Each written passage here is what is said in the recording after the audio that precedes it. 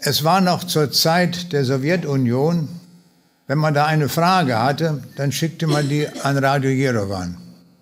Und da bekam man immer eine Antwort, die immer so anfing, im Prinzip ja. Und dann kam ein Aber. Und so wurde eine Frage gestellt an Radio Jerewan: Stimmt es, dass Bauer Pawlow in Moskau einen Lada, also das dort übliche Auto, in der Lotterie gewonnen hat? Antwort: Im Prinzip ja, nur es war nicht in Moskau, sondern in Leningrad. Und es war kein Auto, sondern es war ein Fahrrad. Und das Fahrrad hat er nicht gewonnen, sondern es wurde ihm gestohlen.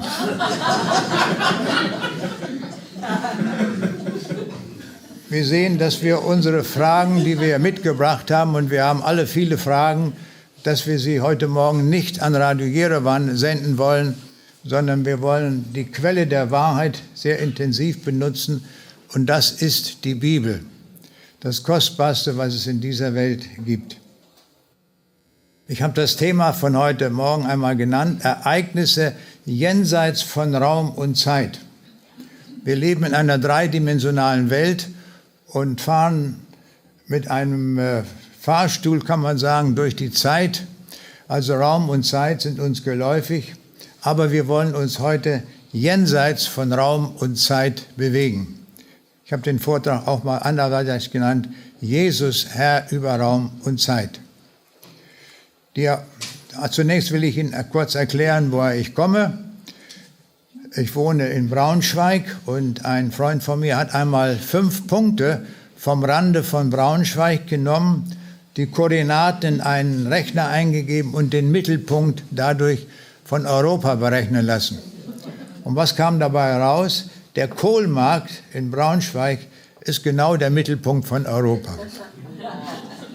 Nun kann man die Punkte auch etwas anders setzen und kann dann auch erreichen, dass Hannover oder Köln, ich weiß nicht, ob es auch hier mit Sabelstein hinkommt, dass man dann auch den Mittelpunkt dafür berechnen kann. Gut, das nur kurz zu meiner Herkunft.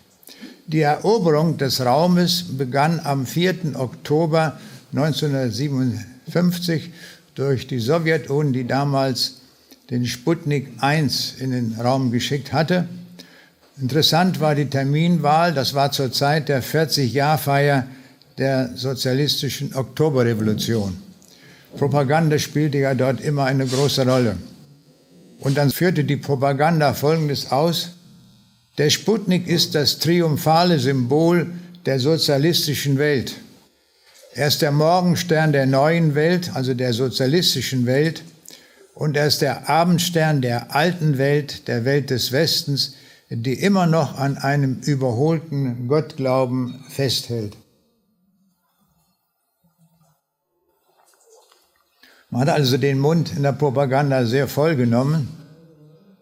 Weiterhin sagte man, der Sputnik hat nun Gott endgültig von der Bildfläche weggewischt. Die Raketentürme nannte man die Kathedralen der neuen Weltanschauung. Dann am 15. Mai 1958 startete Sputnik 3. Auch hier war die Terminwahl wieder besonders gewählt. Das war der Himmelfahrtstag jenes Jahres. Und in der Propaganda sagte man, jetzt kann der Himmelfahrtstag zu Recht diesen Namen tragen, denn Sowjetmenschen haben nun eine wirkliche Himmelfahrt inszeniert. Viele Leute haben das wohl auch geglaubt. Hier ein Bild von dem sowjetischen Kosmonauten Oleg Makarov. Und auch er führte Propaganda aus und sagte, die Erfolge der Wissenschaft haben die religiöse These von der Allmacht eines Gottes begraben. Mit dem Eindringen des Menschen in den Kosmos bricht die Legende von der Allmacht Gottes zusammen. Dann war Nikolajew mit Vostok 3 unterwegs. Am 11. August 1962, er führte 64 Erdumkreisungen durch und er sagte dann in seiner Propaganda, ich bin Gott bei meinem Flug nicht begegnet. Chruschtschow war damals der sowjetische Staats- und Parteiführer und er hat Folgendes gesagt, die Sowjetmenschen streben nicht nach einem himmlischen Paradies, sie wollen ein Paradies auf Erden haben. Wir wollten selbst überprüfen, wie es mit dem himmlischen Paradies bestellt ist und haben unseren Kundschafter Juri Gagarin rausgeschickt. Er, also Juri Gagarin, hat die ganze Erdkugel umflogen, doch nichts im Kosmos gefunden. Stockfinster ist es dort, sagt er, kein Garten, nichts, was einem Paradies ähnlich wäre. Wir haben überlegt und beschlossen, noch einen Kundschafter rauszuschicken, und so haben wir German Titov entsandt. Wir sagten ihm, du wirst jetzt länger fliegen als Gagarin, der nur 1,5 Stunden geflogen ist. Er kann das Paradies übersehen haben. Schau dich also dort gut um. Er flog, kehrte zurück und bestätigte die Schlussfolgerungen, die Gagarin gezogen hatte. Nichts da, sagte er. Hier sehen wir die Bilder von diesen beiden Kosmonauten. Gagarin war der erste Kosmonaut der Sowjets. Er führte mit Vostok 1 am 12. April 1961 eine Erdumkreisung aus und German Titov 16 Erdumkreisungen mit Vostok 2 am 6. August 1961. Chruschtschow nannte diese beiden Kosmonauten, das sind zwei Himmelsboten. Und dann ließ man damals in der Sowjetunion große Plakate anfertigen mit der Aufschrift Boga Niet, also es gibt keinen Gott. Und so sahen diese Plakate aus, wie da ein Kosmonaut über die Erde schwebt und dann mit diesem Satz Boga Niet. Woher kommt so eine Auffassung? War das eine Erfindung der Sowjets? Nun, das begann schon mit Friedrich Engels, der gesagt hatte, die stoffliche, sinnlich wahrnehmbare Welt, der wir selbst angehören, ist das einzig Wirkliche. Also hier wurde behauptet, nur das, was wir mit Augen sehen, das, was wir mit den Sinnen wahrnehmen können, das existiert und was darüber hinaus sein könnte, existiert nicht. Das war also die Auffassung von diesem deutschen Philosophen. Aber schon ein einziges Wort der Bibel widerlegt diese ganze Geschichte. In 2. Korinther 4, Vers 18 heißt es, denn was sichtbar ist, das ist zeitlich, was aber unsichtbar ist, das ist ewig. Wir sehen, die Bibel hat eine ganz andere Botschaft und ich will das einfach auch mal nur so gegenüberstellen, dass wir einmal klar sehen, was uns so in der Welt angeboten wird. Wenn ich einige Sowjets zu Wort kommen ließ, dann wollen wir auch, etwas später kamen die Amerikaner ja auch dazu und machten Raumflüge und da wollen wir hören, was sie gesagt haben. Gordon Cooper, ein Amerikaner, umkreiste die Erde im August 1965 120 Mal mit Gemini 5. Und er sagte, ich fühlte während meiner Raumflüge die Gegenwart meines Gottes so, wie er immer bei mir ist. Ich stellte fest, dass ich ihn 250 Kilometer über unserem Planeten ebenso nötig hatte wie im täglichen Leben auf der Erde. Wer auf der Erde nicht mit Gott lebt, wird ihn auch im Weltenraum nicht finden. Wer Christus nicht in sein Herz aufgenommen hat, kann nicht wahrhaftig und geborgen sein. Als Christ glaube ich, dass unser gegenwärtiges Leben ein winziger Teil ist im Vergleich zum Leben nach dem Tod. Darum ist es wichtig, sich auf die ewige Zukunft vorzubereiten. Wir sehen, das sind ganz andere Worte, die wir da hören, obwohl die Erlebnisse gleich waren. Hier sehen wir ein Bild von der Mondrakete des Apollo-Programms. Das ist natürlich nicht die Originalrakete, denn die flog zum Mond, die kam nicht wieder zurück, aber es ist eine naturgetreue Nachbildung. Und wir sehen, das war ein Riesenapparat, diese Mondrakete, mit der man aufgrund der Berechnung von Naturgesetzen genau berechnen konnte, wie viel Energie man braucht, um dorthin zu kommen. Und das hat natürlich funktioniert. James Irwin war vom 26. Juli bis zum 7. August 1971 mit Apollo 15 unterwegs. Er war der erste Mensch, der mit einem Auto auf dem Mond spazieren fuhr. Ich hatte Gelegenheit, mit ihm einige Vortragstouren zu machen. Ich habe über das Evangelium gesprochen und er hat immer über den Mond gesprochen, was er erlebt hat. Hier sehen wir ein Foto von ihm und hier dieses Auto. Und er sagte mir, er hatte die Aufgabe von den Wissenschaftlern bekommen, auf dem Mond einen weißen Stein zu suchen und ihn mitzubringen, weil der für die Wissenschaft sehr wichtig wäre. Aber er schaute sich um und es gab nur Staub auf dem Mond und nichts anderes. Da war kein weißer Stein zu sehen. Und da sagte er, was habe ich getan? Ich habe Gott angerufen. Er möge mir den weißen Stein zeigen. Und er sagte, in dem Augenblick schaute er etwas zur Seite und da war ein Stein völlig staubfrei und weiß. Hier sehen wir das Radioteleskop in Effelsberg. Der Reflektor hat 100 Meter Durchmesser. Das Ganze wiegt 3200 Tonnen. Mit diesem Gerät kann man weit in das Universum hineinschauen, allerdings nur die Radiowellen empfangen. Wir kommen jetzt zu dem Gott der Bibel, der völlig anders ist als alle Gottesvorstellungen in den Religionen und was die Völker sich ausgedacht haben. In unserem Zusammenhang können wir sagen, der Gott der Bibel ist überräumlich, überzeitlich, unfassbar, unergründlich und unsichtbar. Mit einem solchen Gott haben wir es zu tun. Einem unsichtbaren und unergründlichen und unfassbaren und überzeitlichen, überräumlichen Gott.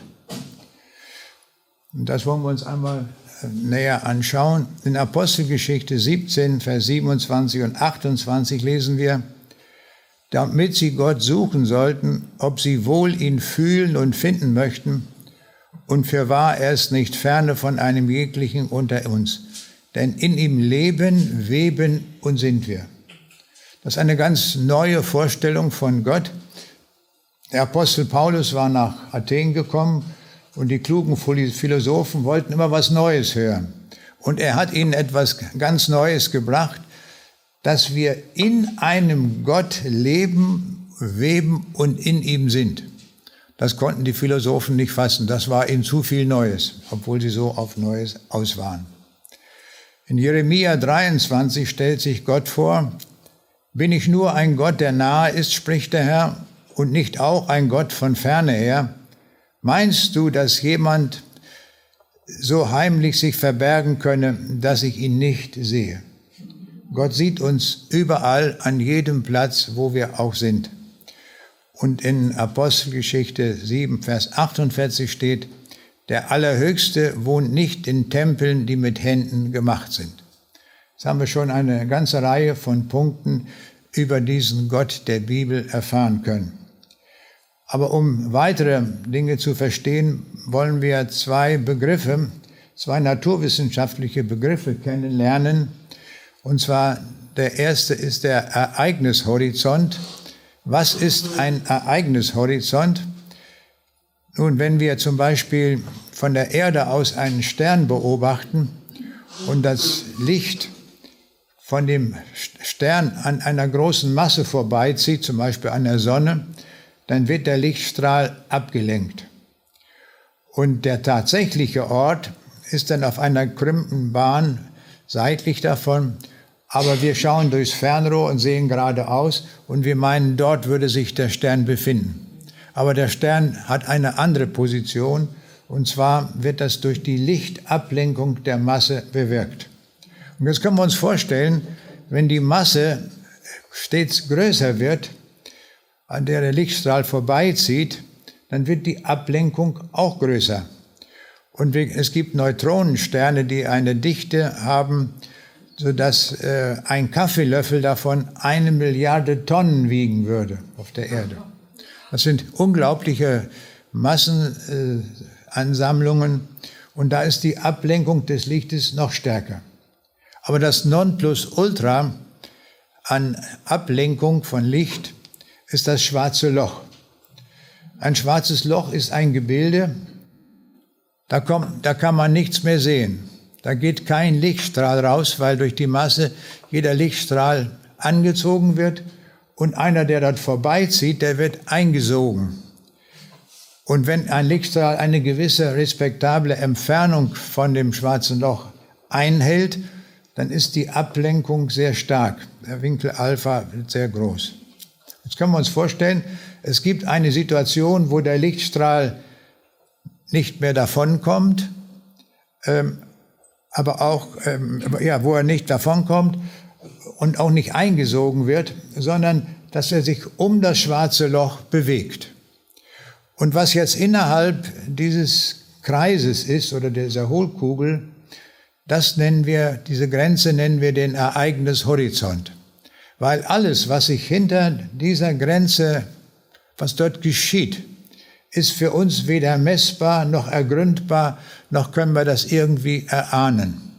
Wir können nur Spekulationen anstellen. Also das ist ein wichtiger wissenschaftlicher Begriff, der Ereignishorizont.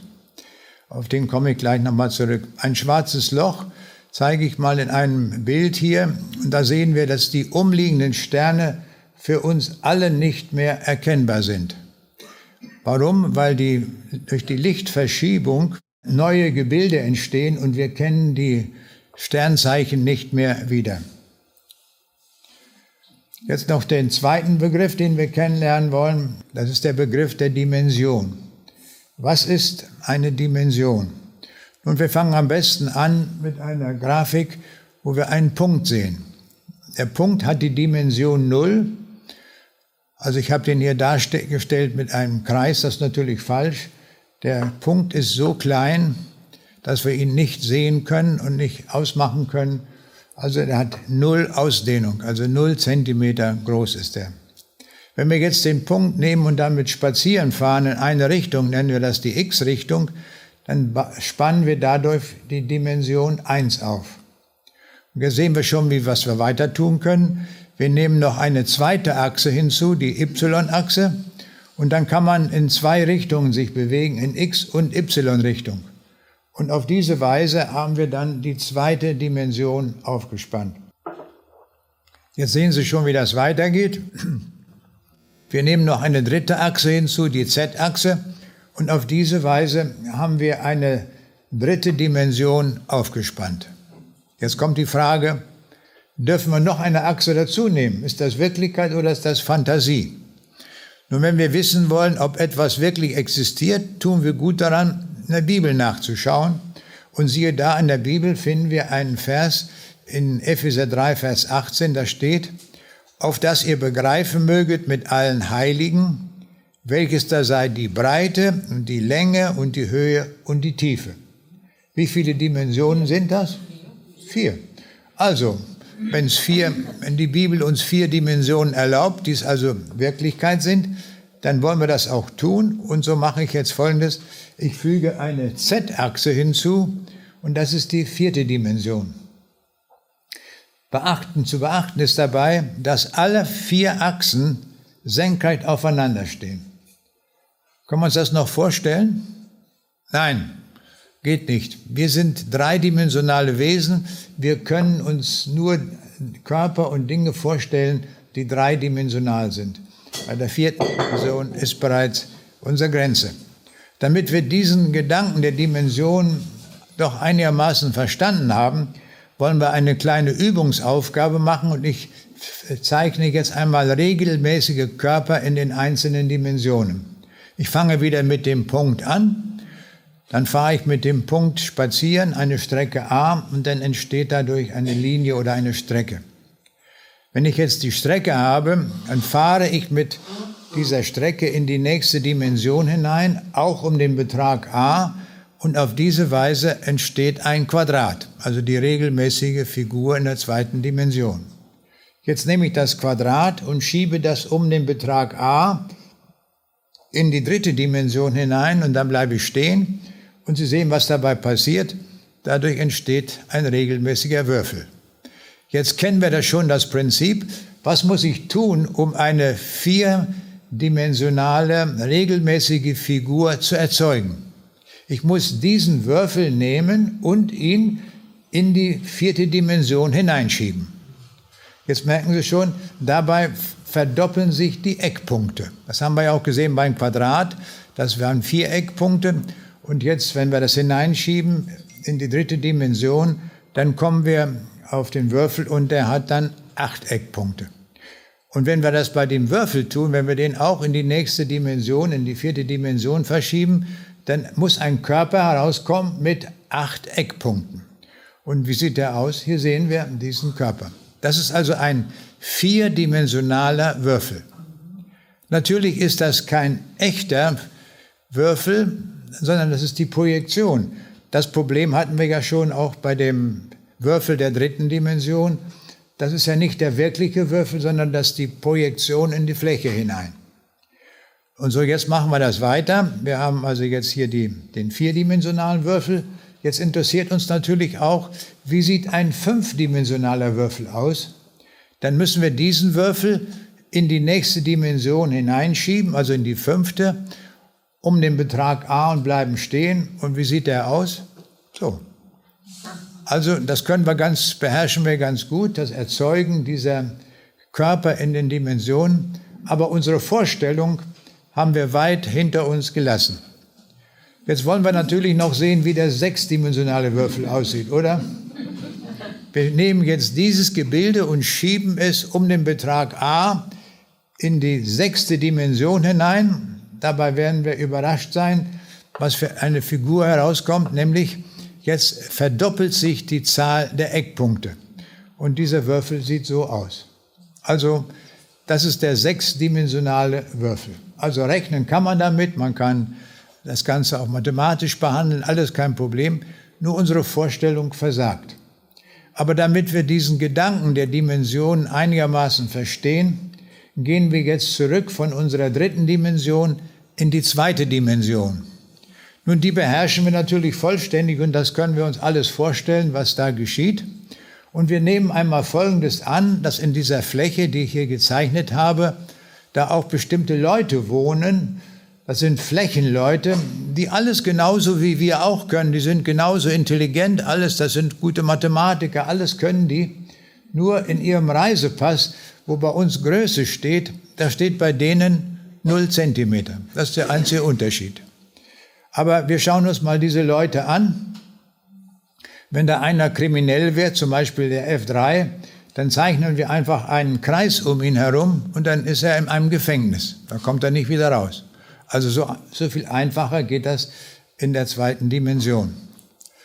Und da habe ich eine schräge Linie gezeichnet, damit habe ich eine Grenze gezeichnet, die Sie nicht überschreiten können. Und jetzt haben wir noch eine schöne mathematische Aufgabe für diese Leute. Da habe ich 2 Dreiecke gezeichnet, D1 und D2. Das nennen wir kongruente Dreiecke. Die sind gleich groß, sie haben gleiche Winkel und die können wir natürlich zur Deckung bringen. Aber dieselbe Aufgabe, die wir ganz locker lösen können, geben wir jetzt diesen zweidimensionalen Leuten und sagen, bitte bringt uns diese Dreiecke einmal zur Deckung. Und was machen die? Die fangen an, die probieren das durch, die schieben das alles aneinander und das lässt sich durch Schieben nicht hinkriegen. Und dann halten sie jetzt einen großen Rad vor und überlegen, ob das überhaupt möglich ist. Und nach langem mathematischen Überlegen sagen sie, es ist möglich. Nur wir können es nicht, so behaupten sie uns. Und jetzt kommen wir her und sagen, ja, wir können das von der dritten Dimension. Was machen wir? Wir packen das eine Dreieck an der Spitze an, drehen es durch die dritte Dimension hindurch und legen es auf das andere Dreieck drauf. Das führen wir ihnen vor. Und was sagen die, wenn die das sehen? Das ist ein Wunder vor unseren Augen. Das können wir nicht begreifen, wie das ging. Aber ein Wunder. Aber für uns ist das für uns auch ein Wunder. Keineswegs, wir haben einfach ein Dreieck gedreht. Was ist das denn? Nicht kein Wunder. Und jetzt merken wir schon den Begriff Wunder, wenn wir den in der Bibel lesen, dass Gott von den höheren Dimensionen handelt, was wir mit unserer dritten Dimension nicht nachvollziehen können. Das passt nicht zu unserem Verständnis zu unserer Alltagserfahrung mit den Naturgesetzen. Jetzt wollen wir noch etwas kennenlernen bezüglich der Dimensionen. Ich habe hier 2 Flächen gezeichnet, die sind sehr groß und da sind 3 Personen, P1, P2 und P3. P1 und P2 sind 1 Million Kilometer voneinander entfernt, aber sie leben in derselben Fläche. Und der P2 hat die Idee, den P1 einmal zu besuchen. Ja, zu Fuß wird es ein bisschen länger dauern. Dann nimmt er sich ein Düsenauto und flitzt dort mit Lichtgeschwindigkeit hin. Kein Problem, er flitzt dorthin in seinem zweidimensionalen Düsenauto und schon können die beiden sich treffen. Jetzt kommt die Frage, da direkt unter P2 in der Fläche, die direkt darunter liegt, und die hat nur einen Abstand von 1/1000 Millimeter. Kann er ihn sehen und kann er ihn besuchen? Nein, das geht nicht. Das ist eine andere Dimension und die nächste Dimension kann er nicht überwinden. Also er hat keine Chance, weder mit ihm zu telefonieren, noch ein Fernrohr zu nehmen, noch irgendwie etwas ihn zur Kenntnis zu nehmen oder ihn zu besuchen. So, und jetzt nehmen wir einmal einen dreidimensionalen Würfel und in der Mitte habe ich eine Fläche eingezeichnet. Und in dieser Fläche, sagen wir mal, da leben jetzt so zweidimensionale Wesen. Und wir befinden uns oben an dem Eckpunkt G und schauen auf diese Fläche. Was können wir von all den Flächenleuten sagen, die dort wohnen? Wir können sie alle mit einem Blick sehen, oder? Denn wir schauen von oben von G drauf und können alle sehen, ohne Ausnahme. Und jetzt staunen wir, dass Gott genau das kann. Er sagt nämlich in 2. Chronik 19, Vers 6, denn des Herrn Augen schauen alle Lande, dass er stärke, die mit ganzem Herzen bei ihm sind. Also er schaut sich alle Lande an, auf der ganzen Welt, auch auf dem Mond, wenn da auch noch ein Mensch ist, nicht wahr? Und er guckt, wer ist mit seinem Herzen bei mir. Er hat sie alle in einem Blick. Die Kugelform der Erde spielt für ihn keine Rolle, weil er auch die Leute in Australien genauso sehen kann. Es gab für uns in der Braunschweiger Zeitung vor einigen Jahren mal einen Zeitungsbericht. Da war eine Operation in einem Krankenhaus gewesen und man hatte dort, die Ärzte hatten vergessen, die Operationsschere rauszunehmen. Die war im Bauch drin geblieben. Die Ärzte hatten den Bauch zugenäht. Und die Frau wurde sozusagen als geheilt entlassen. Die Bauchdecke war gut zugeheilt. Und dann hat sie immer Schmerzen bekommen. Und dann ging sie wieder zum Arzt und es wurde geröntgt. Und da stellte man fest, da war eine Schere drin geblieben. Das war die Ursache der Schmerzen. Jetzt, wie kriegt man die Schere wieder raus? Nun, ein dreidimensionaler Arzt, was muss der tun? Erneut operieren. Wieder den Bauch aufschneiden und die Schere rausnehmen, den Bauch wieder zunähen. Aber was macht jemand aus der 4. Dimension? Der bewegt sich entlang der 4. Dimension bis zur Schere hin, greift die Schere und zieht sie entlang der 4. Dimension aus dem Bauch heraus. Ohne Schmerzen, ohne irgendwas und die Schere ist vollständig aus dem Bauch verschwunden. Wir sehen, aus der höheren Dimension sind Dinge möglich, die wir nicht nachvollziehen können, aber es geht. Aber Gott zeigt uns, dass er aus der höheren Dimension ist und darum vermag er alles, auch Dinge, die wir nicht verstehen können. Wir wollen jetzt mal einige Wesenszüge höherdimensionaler Räume uns ansehen in Analogie zu biblischen Aussagen. Wir haben gehört, dass die höhere Dimension die niedere Dimension vollständig durchdringt. Das ist genau das, was wir im Psalm 139 lesen. Da heißt es, ich gehe oder liege, so bist du um mich und siehst alle meine Wege. Von allen Seiten umgibst du mich und hältst deine Hand über mir.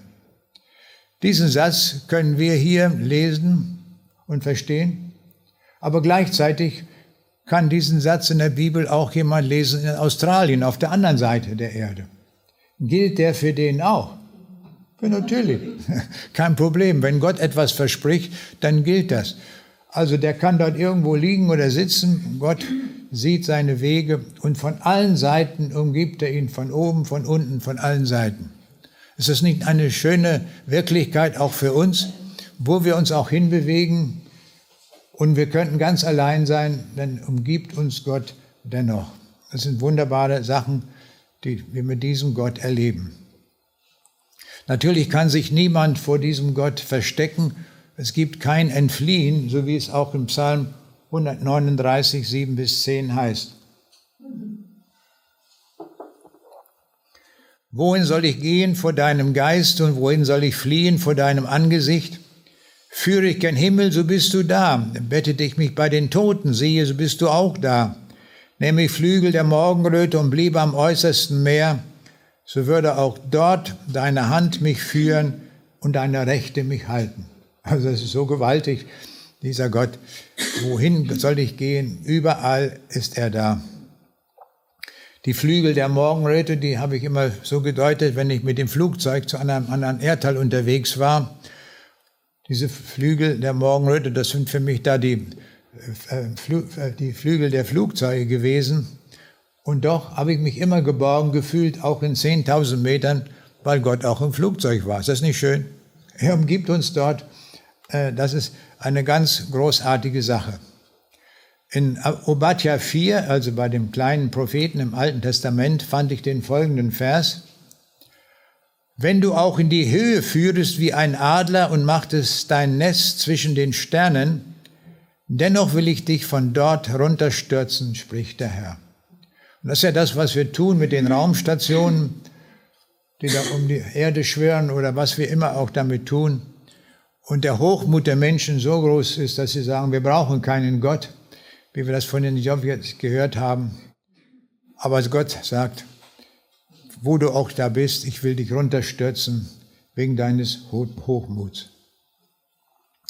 Diese Räume sind alle miteinander verwoben. Das lesen wir in Apostelgeschichte 17. Wir haben den Vers eben schon gehört. Damit sie Gott suchen sollten, ob sie wohl ihn fühlen und finden möchten. Und jetzt kommt es, und fürwahr ist nicht ferne von einem jeglichen unter uns, denn in ihm leben, weben und sind wir. Gott, der in der höheren Dimension ist, ich weiß nicht in wie viel der Dimension, aber er durchdringt vollständig die dritte Dimension und wir könnten uns hinbewegen im Universum noch so weit. Immer könnten wir sagen, wir leben in Gott, weil er das gesamte Universum, die gesamte dritte Dimension vollständig ausfüllt. In Jeremia 23 lesen wir, bin ich nur ein Gott, der nahe ist, spricht der Herr, und nicht auch ein Gott von ferne her. Meinst du, dass sich jemand so heimlich verbergen könne, dass ich ihn nicht sehe? Also niemand kann sich vor Gott verstecken, auch wenn die Leute das meinen, dass das ginge. Wichtig ist, dass die höhere Dimension für uns unsichtbar ist. Aber auch die unsichtbare Dimension wurde durch den Herrn Jesus geschaffen. Das kommt ja erst im Neuen Testament zum Ausdruck, dass der Jesus der Urheber aller Dinge ist, der ganzen Sternenwelt und alles, was wir auf dieser Erde sehen. Das ist durch den Herrn Jesus gemacht. Das wird uns in Kolosser 1, Vers 16 so deutlich gesagt. Denn in Jesus Christus ist alles geschaffen, was im Himmel und auf Erden ist. Und jetzt kommt es, das Sichtbare und das Unsichtbare. Es seien Thron oder Herrschaften oder Reich oder Gewalten, es ist alles durch ihn und zu ihm geschaffen. Also wir merken, vom Herrn Jesus können wir nie groß genug denken. Er hat alles gemacht. Alles, der Vater im Himmel hat ihm den Auftrag gegeben, diese Welt zu schaffen, und er hat das in seinem Namen ausgeführt. Und darum ist alles durch ihn und zu ihm geschaffen. Und darum ist es ganz natürlich, dass wir zu ihm gehören, weil er uns geschaffen hat. Denn da sind wir nur in seinem Eigentum. Keine Dimension ist in der Lage, Gott zu fassen, weil er über alle Dimensionen hinwegreicht. Das lesen wir in 1. Könige 8, Vers 27. Aber sollte Gott wirklich auf Erden wohnen, siehe, aller Himmel können dich nicht fassen. Wie sollte es dann dies Haus tun, das ich gebaut habe? Also den Salomonischen Tempel. Also aller Himmel können dich nicht fassen. Wir können es auch so sagen, alle Dimensionen, ob die 27. oder 87. Dimension, die könnte Gott nicht fassen, sondern alle Dimensionen durchdringt er und ist der Herr über alle Dimensionen. Das gilt für Gott den Vater, aber auch für den Herrn Jesus. Darum, weil das so ist, wird im ersten Gebot diese Anweisung gegeben, 2. Mose 20, Vers 2 und 4. Ich bin der Herr, dein Gott, du sollst dir kein Bildnis noch irgendein Gleichnis machen, weder von dem, was oben im Himmel, noch von dem, was unten auf Erden, noch von dem, was im Wasser unter der Erde ist. Also hier wird alles Mögliche aufgezählt, alles hier irdische oder so. Und überall, wo wir eine Vorstellung uns von Gott machen, wissen wir schon von vornherein, sie wird falsch sein. Also jede bildliche, jede räumliche Vorstellung von Gott ist falsch. Und es gibt so ein Bild in der Sixtinischen Kapelle, da wird Gott, der Vater, dargestellt mit einem langen Bart und er reicht seinen Finger zu Adam rüber. Das soll wohl die Schöpfung repräsentieren. Aber dieses Bild, müssen wir sagen, ist von der Bibel her grundfalsch. Und daher kommt vielleicht auch die Vorstellung von Gott, dass man sagt, das ist ein alter Mann mit einem langen weißen Bart, was ja viele so denken und glauben. Das ist natürlich völlig daneben und darum verbietet Gott im ersten Gebot jede Vorstellung von Gott. Anders ist das von meinem Jesus. Den Jesus, den dürfen wir uns vorstellen, denn er war ja in der dritten Dimension und er war völlig dreidimensional zu uns gekommen. Ich werde jetzt von einigen Beispielen zeigen, wie zeitweise Ereignishorizonte überwunden wurden. Zum Beispiel bei der Steinigung des Stephanus. Er predigte von Jesus und da hat man ihn gefangen genommen und dann wurde er gesteinigt.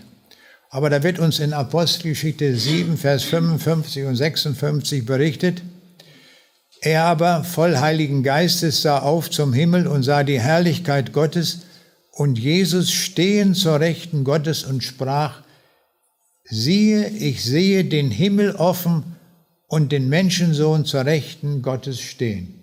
Was ist da passiert?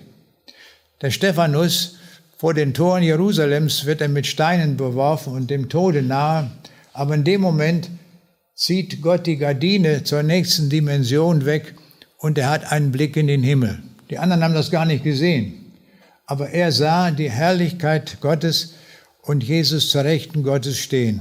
Und er spricht das auch aus, siehe, ich sehe den Himmel offen und den Menschensohn zur Rechten Gottes stehen. Also Gott kann diese Gardine wegtun, auch wenn wir hier auf der Erde sind, und dann geschieht das. Ein anderes Beispiel aus dem Neuen Testament ist die Befreiung des Petrus aus dem Gefängnis. Man hatte ihn gefangen genommen, so steht das in Apostelgeschichte 4, Vers 12. Herodes hatte Petrus ergriffen, warf ihn ins Gefängnis und überantwortete ihn 4 Wachen von je 4 Soldaten, ihn zu bewachen. Das waren 16 Soldaten. Stellen wir uns das mal vor. Der arme Petrus, unbewaffnet, der hatte keinerlei Dinge, aber die hatten die Ahnung, der ist mit Gott, da passiert alles Mögliche, was wir nicht mehr beherrschen. Und da hat man 16 Soldaten abgestellt, die sollten ihn jetzt da bewachen, dass der ja nicht entkommen kann. Aber jetzt geschieht das, was Gott tut aus seiner nächsten Dimension.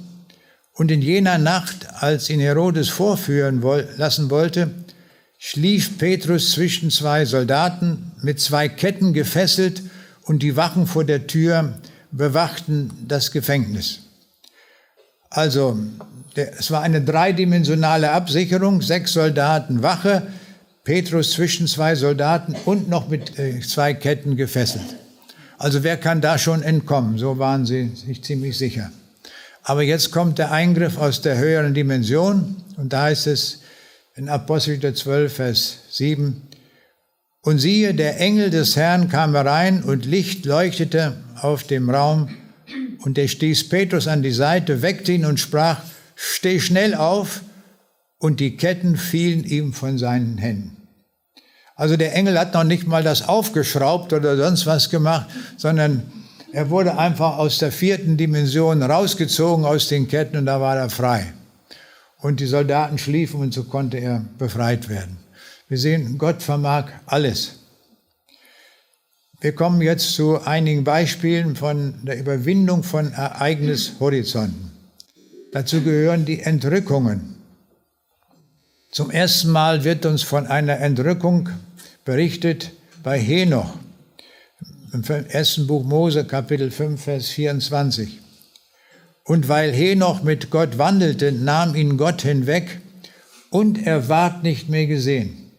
Merken wir, das ist eine sehr präzise Beschreibung, nachdem wir uns auseinandergesetzt haben mit den Ereignishorizonten, wie das geht. Er wandelte mit Gott nahm ihn Gott weg und er ward nicht mehr gesehen. Also der ist einfach nur ein Millionstel Millimeter in die nächste Dimension rein, er war schon unsichtbar.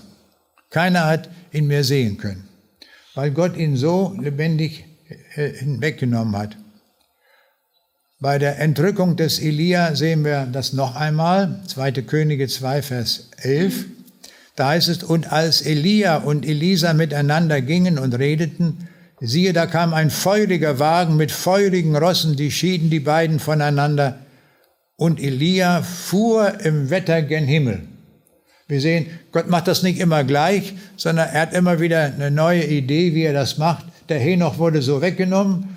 Bei dem Elia, da hat sich Gott was anderes einfallen lassen, feurigen Wagen und so weiter, da war richtig Jubel und Trubel.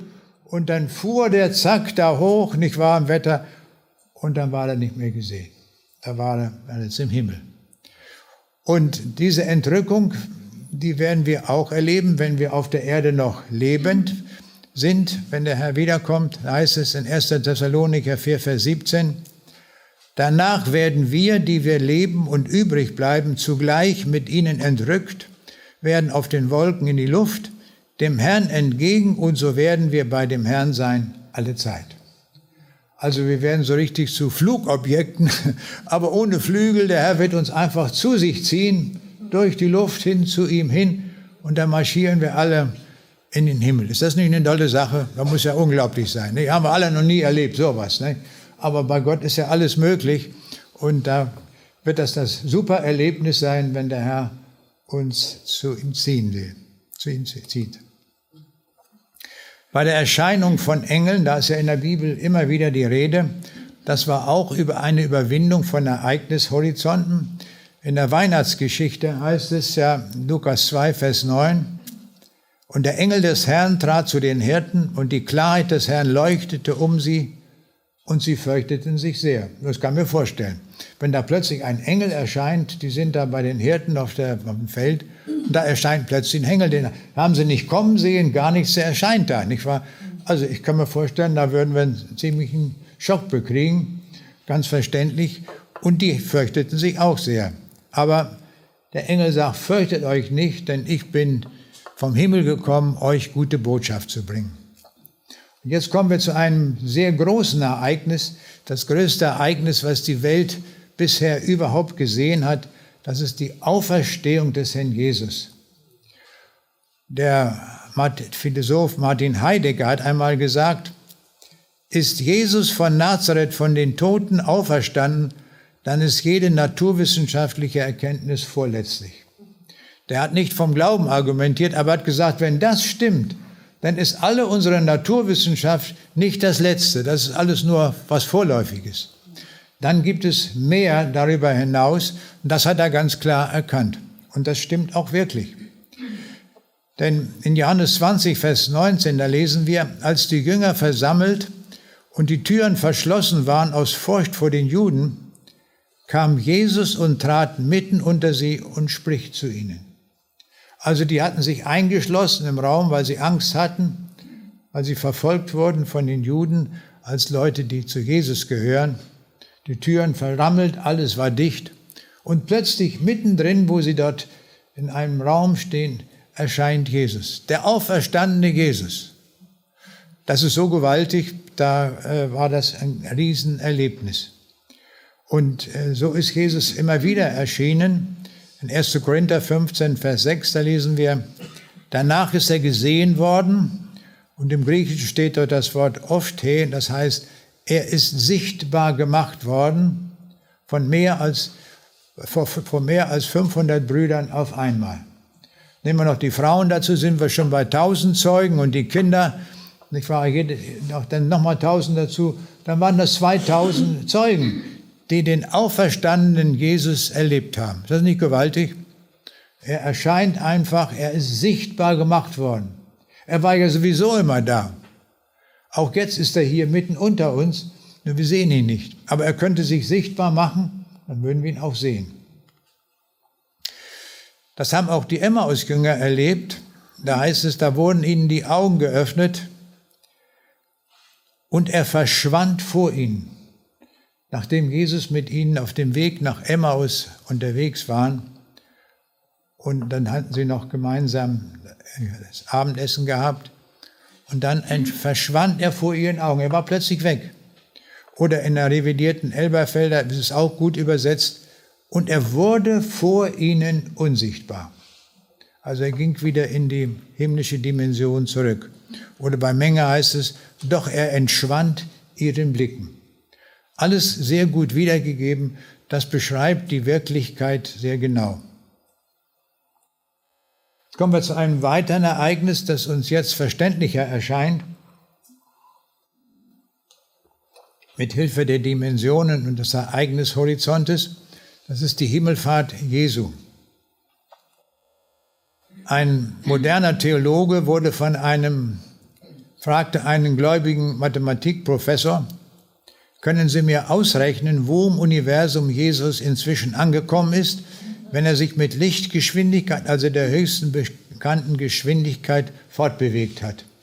Wir sehen, dieser moderne Theologe, so nennen sich ja die Leute, die nicht an die Bibel glauben, sondern irgendetwas fantasieren, da hatte sich das so vorgestellt, die Himmelfahrt, da hat sich Jesus mit Lichtgeschwindigkeit ins Universum hineinbewegt und er wollte ausgerechnet bekommen, wo er sich dann jetzt inzwischen wohl befindet.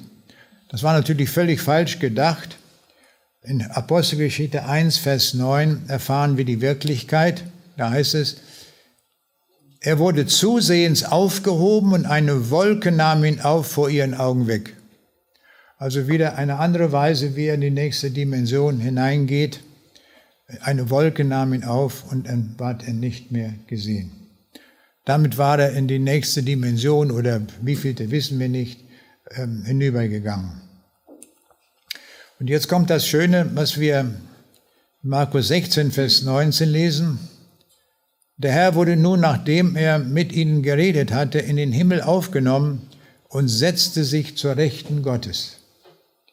Und weiterhin heißt es in Apostelgeschichte 1, Vers 11, dieser Jesus, der von euch gen Himmel aufgenommen wurde, wird so wiederkommen, wie ihr ihn habt gen Himmel fahren sehen. Entscheidend ist hier das Wort so, nämlich in gleicher Weise, wie die Jünger gesehen haben, wie er von der Wolke aufgenommen worden ist, so wird er wiederkommen. Also wir sind sehr gut informiert in der Bibel, was auf uns zukommt, wenn der Jesus wiederkommen wird. Und jetzt kommen wir zum größten Ereignis der Weltgeschichte überhaupt, das Wiederkommen des Herrn Jesus Christus. Und das wird sehr plötzlich geschehen, hat der Jesus selbst gesagt in Matthäus 24, Vers 27. Denn wie der Blitz ausgeht vom Osten und leuchtet bis zum Westen, so wird auch das Kommen des Menschensohnes sein. Wie ein Blitz, in einem Nu ist er da für alle Menschen gleichzeitig, ohne Ausnahme. Alle werden ihn sehen. Auch die Toten und alles, was da je gelebt hat, die werden alle in diesem Moment dabei sein. Alle Menschen werden Zeugen sein, wenn der Jesus wiederkommt. Und es wird sein wieder bei der Himmelfahrt, so sagt der Jesus voraus, Matthäus 24, 30, und werden sehen den Menschensohn kommen auf den Wolken des Himmels mit großer Kraft und Herrlichkeit. Also er kommt jetzt nicht mehr als Kind in Windeln gewickelt, sondern jetzt entfaltet er seine ganze Macht als Gottes Sohn, als Herr des Himmels und der Ewigkeit. Und das werden alle sehen. Er wird überall sichtbar sein, so lesen wir in Lukas 17, Vers 34. In derselben Nacht werden zwei auf einem Felde liegen, der eine wird angenommen, der andere wird verworfen werden.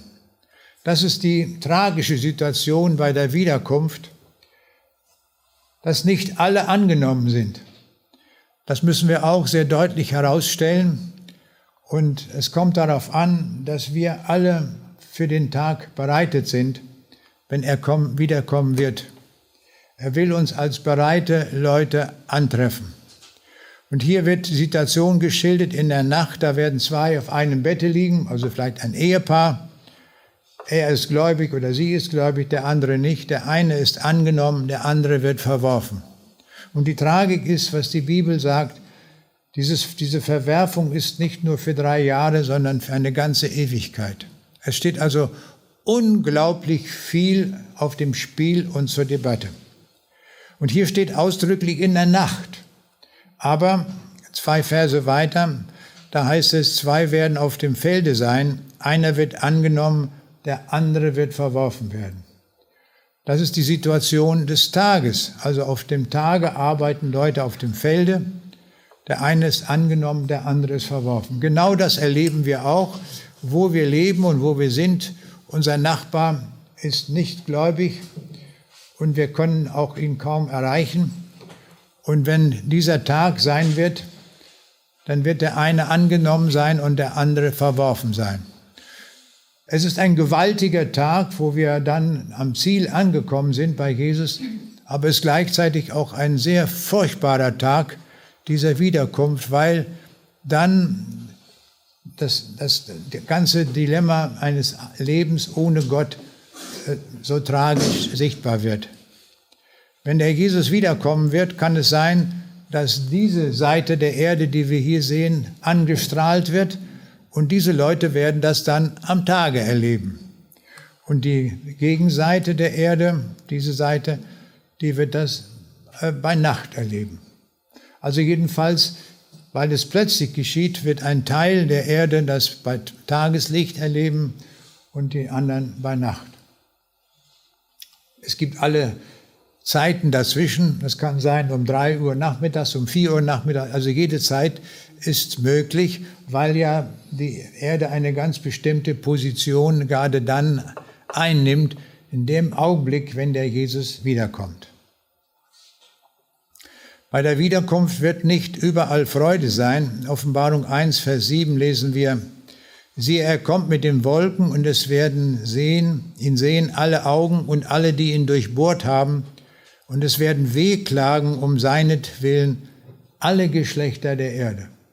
Also aus allen Generationen, in allen Generationen hat es Menschen gegeben, die Jesus abgelehnt haben, die das Leben nicht mit ihm gelebt haben und die werden wehklagen und sagen, jetzt haben wir es verpasst in unserem Leben, unser Leben dem Herrn Jesus zu übergeben, dann hätten wir es gut gehabt. Und in Malachi 3, Vers 2 steht, wer aber wird den Tag seines Kommens ertragen können und wer wird bestehen, wenn er erscheint? Denn er ist wie das Feuer eines Schmelzers und wie die Lauge der Wäscher. Und in Malachi 3, Vers 19, da heißt es, denn siehe, es kommt ein Tag, der brennen soll wie ein Ofen, da werden alle Verächter und Gottlosen Stroh sein und der kommende Tag wird sie anzünden. Also die Wiederkunft Jesu wird für alle, die nicht entschieden sind, den Weg mit Jesus zu gehen, der schrecklichste Tag überhaupt sein. Das mögen reiche Leute sein, das mögen Leute sein, die ein wunderbares Leben geführt haben, die immer gesund waren, die Sport getrieben haben, die das Leben in vollen Zügen genossen haben, die es gut hatten. Aber jetzt kommt der Augenblick, wo sie erkennen müssen, falsch gelebt. Und das führt in alle Ewigkeit zum falschen Platz. Aber jetzt kommt die Gegenseite. Auch überfließende Freude. Das berichtet schon der Prophet Malachi, Kapitel 3, Vers 20. Euch aber, die ihr meinen Namen fürchtet, soll aufgehen die Sonne der Gerechtigkeit und Heil unter ihren Flügeln. Und ihr sollt herausgehen und springen wie die Mastkälber. Also ich finde das so schön, dass die Bibel nicht sagt, also nur lächelt mal ein bisschen, freut euch mal so ein bisschen. Nein, springen wie die Mastkälber, die im Winter eingesperrt waren im Stall und jetzt im Frühjahr rauskommen auf die Wiese und die hopsen und springen, diese Mastkälber. Und in diesem Bild, so soll unsere Freude sein. Wir sollen springen und so hoch wir können. Jetzt ist unser Herr da, an dem wir geglaubt haben, dem wir unser Leben anvertraut haben. Welch eine super Freude. Das wird der Tag sein, den wir so erleben wollen. Und darum kommt es darauf an, dass wir bereit sind. Der Jesus stellt uns die Frage, seid auch ihr bereit? Diese Frage stellt er uns auch heute Morgen und prüft uns, ob wir bereit sind, ihm zu begegnen. Und wenn wir nicht bereit sind, uns noch nicht entschieden haben, noch nicht bekehrt haben zu ihm, dann wollen wir diese Möglichkeit einräumen, weil der Jesus immer der Rufende ist. Er ruft uns zu sich, egal aus welcher Situation wir kommen.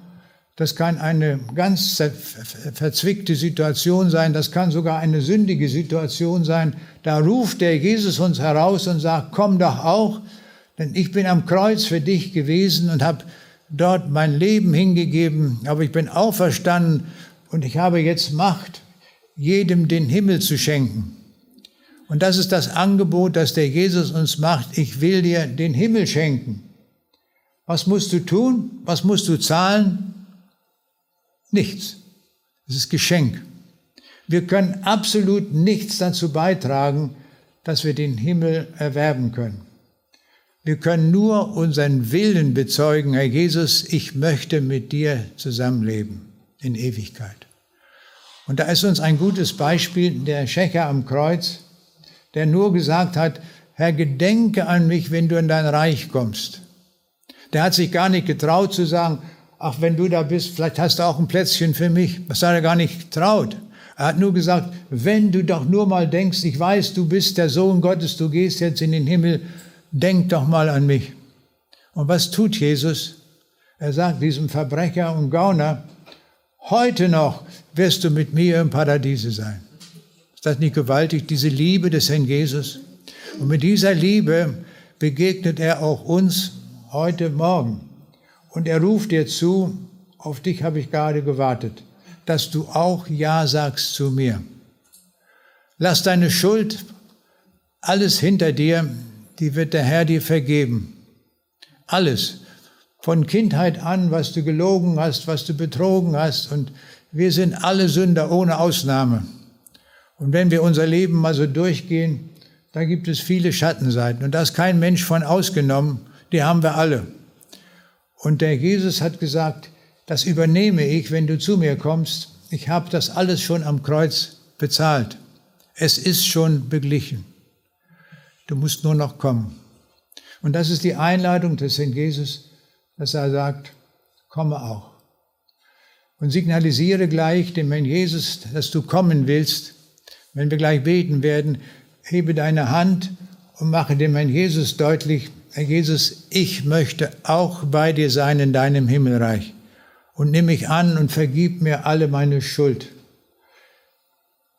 Herr Jesus, erbarme dich und nimm mich an. Und was wird der Herr sagen? Auf dich habe ich gewartet.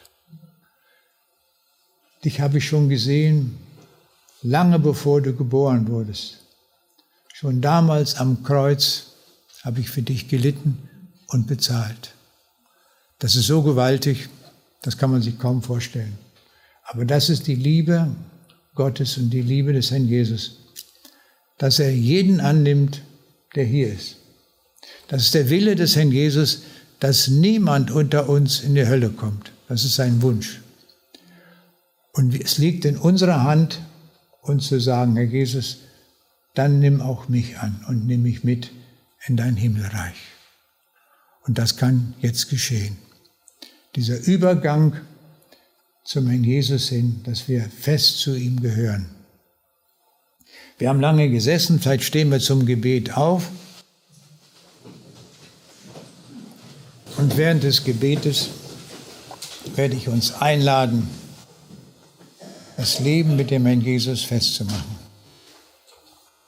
Herr Jesus, wir staunen über deine gewaltige Botschaft, dass du den Himmel verlassen hast, um uns Sünder zu erretten.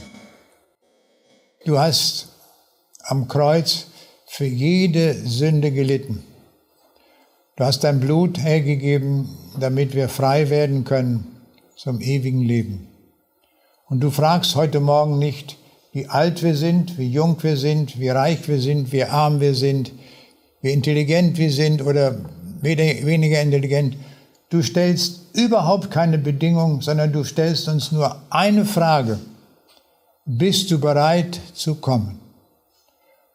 Und Herr Jesus, du siehst unser Herz und das wollen wir dir beantworten, indem wir jetzt die Hand heben und sagen, Herr Jesus, nimm auch mich an. Wir können jetzt unsere Hand heben und sagen, Herr Jesus, ich will. Ich sehe einige Hände. Vielen Dank. Dankeschön. Der Herr segne dich. Herr Jesus, du hast die Hände gesehen und die Entscheidung, die dahinter steckt, dir zu folgen. Ich möchte dir danken, Herr, dass du so großzügig bist und dein Tor zum Himmel so weit geöffnet hast, dass jeder noch kommen kann. Es ist noch nicht zu spät. Danke für diese Barmherzigkeit und diese Güte, die du mit uns hast. Lob und Dank sei dir, du treuer Herr und Gott. Wir ehren dich als unseren Herrn und Heiland. Amen. Wir werden das jetzt so machen, dass ich bitte diejenigen, die die Hand gehoben haben, dass die sich jetzt hier vorne versammeln in den ersten Reihen. Und dann werde ich den Weg nochmal genau erklären und wie das weitergeht mit Jesus. Und es ist sehr wichtig, dass wir das im Gebet nochmal festmachen, dass wir auch die Gewissheit des ewigen Lebens haben, denn der Herr will, dass wir ganz gewiss durch dieses Leben gehen, dass er in unserem Herzen wohnt und dass wir frei durch unser Leben gehen und anderen auch bezeugen können, wen wir gefunden haben. Und wer die Hand nicht gehoben hat und sagt, ich hätte das doch auch tun sollen, darf sich gerne noch anschließen. Wir werden das hier anhand der Bibel, den Weg noch mal kurz beschreiben und dann gemeinsam beten. Damit ist jetzt die Veranstaltung für die anderen beendet und ich bitte diejenigen, die die Hand gehoben haben und wer sich anschließt, jetzt hier zu sammeln und dann werde ich den Weg zu Jesus noch mal kurz erklären und dann machen wir das fest.